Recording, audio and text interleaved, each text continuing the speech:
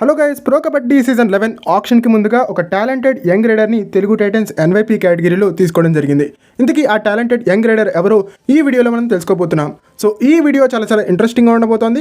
దయచేసి ఈ వీడియోని ఎక్కడా కూడా స్కిప్ చేయకుండా లాస్ట్ వరకు చూడడానికి ప్రయత్నించండి. అండ్ వీడియో కనుక మీకు నచ్చినట్టయితే లైక్ చేయండి, షేర్ చేయండి, మన ఛానల్ని సబ్స్క్రైబ్ చేసుకుని పక్కన బెల్ ఐకాన్ ప్రెస్ చేసి ఆల్ ఆప్షన్లో సెట్ చేసుకోండి. అండ్ ఇలాంటి మరిన్ని వీడియోస్ కోసం ఛానల్ని డైలీ ఫాలో అవడానికి ట్రై చేయండి. ఇంతకీ ఆ యంగ్ రైడర్ ఎవరంటే రోహిత్ రాఠీ యువ కబడ్డీ సిరీస్లో ఒక ఎడిషన్కి టాప్ రైడర్గా ఉన్నాడు.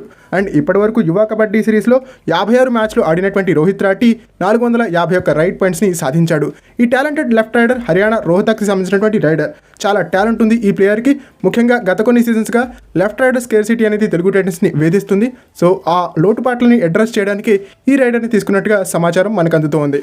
అండ్ ఈ ఎన్వైపీ ఫైండింగ్లో కృష్ణ కుమార్ హుడ్డా గారి మార్క్ అనేది మనకు కనిపిస్తుంది. స్పష్టంగా ఆయన ఏ ప్లేయర్స్ని తీసుకుంటారో మనందరికీ కూడా బాగా తెలుసు. గతంలో నవీన్ కుమార్ని అండ్ కృష్ణ ధుల్ని దబాంగ్ ఢిల్లీకి అందించినటువంటి ఆయన ఫ్యూచర్లో తెలుగు టైటన్స్కి కూడా ఇలాంటి మరెన్నో ఫైండ్స్ని అందిస్తారని ఆశిద్దాం.